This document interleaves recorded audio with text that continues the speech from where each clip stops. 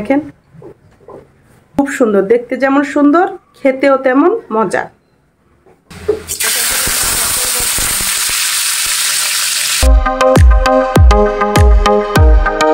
আসসালামু আলাইকুম এভরিওয়ান, ছাদ বাগানের রান্নাঘরে আপনাদের স্বাগত।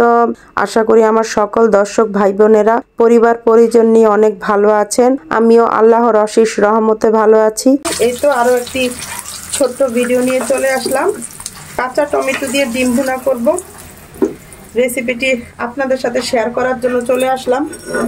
আশা করি আপনাদের ভালো লাগবে। এখন দিয়ে দিব এতে কাঁচা টমেটো।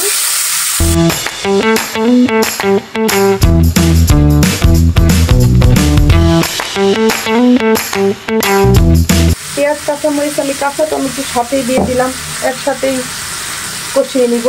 এই কাঁচা টমেটো শীতকালে তো পাওয়া যায়, শীতকালের সবজি তো এটা।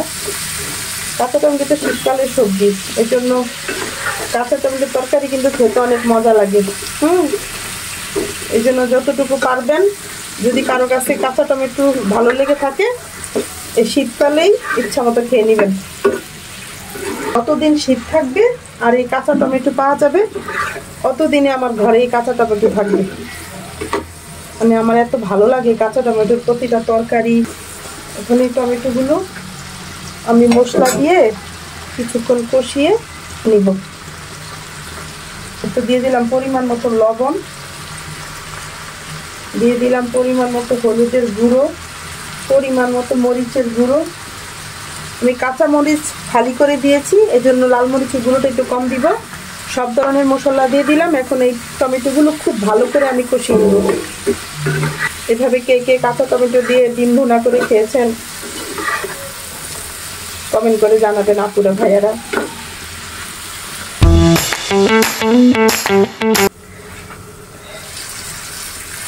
এই তো আরো কিছুক্ষণ কষাবো আমি, পানি দিব না।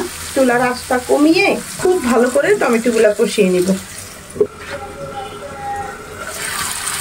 এই তো দেখেন চুলার আঁচ কমিয়ে টমেটো কষিয়ে নিলে কাঁচা টমেটোর গায়ে থেকেই একটু পানি ছেড়ে দিয়ে দেখেন এটাতে সিদ্ধ হয়ে গিয়েছে। টমেটোটা খুব ভালো করে কষে গিয়েছে। এখন আমি দিয়ে দেবো এতে ডিম। আপনারা চাইলে একইভাবে হাঁসের ডিম দিয়েও এই ভুনাটা করতে পারেন। যদি কেউ হাঁসের ডিম পছন্দ করেন তাহলে আপনারা হাঁসের ডিম দিয়েও এই কাঁচা টমেটো দিয়ে ডিমের ভুনাটা করতে পারেন। চুলার আঁচটা কমিয়ে খুব ভালো করে রান্না করে নিব। ধনিয়া পাতা দিয়ে দিব, অল্প একটু ধনিয়া পাতা দিলাম। ফিরবো খুব ভালো করে ডিম ভুনাটা রান্না হয়ে যাওয়ার পর। ওয়াও, দেখেন কি সুন্দর হয়েছে, খুব সুন্দর করে ডিম ভুনাটা হয়ে গিয়েছে। তাহলে ছাদ বাগানের রান্নাঘরের আজকের এই ছোট্ট ব্লগটা আমি এখানে শেষ করব। আমার ভিডিওটি ভালো লেগে থাকলে আমার চ্যানেলটা সাবস্ক্রাইব করে দিবেন, পাশে থাকা বেল আইকনটা ক্লিক করে দিবেন, যাতে আমার ভিডিওটা সবার আগে আপনাদের কাছে পৌঁছে যায়। আপনারা সবাই ভালো থাকবেন, আমার জন্য দোয়া করবেন। আল্লাহ হাফেজ।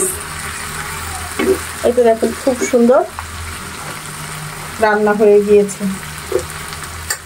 এখন আমি নামিয়ে নেব।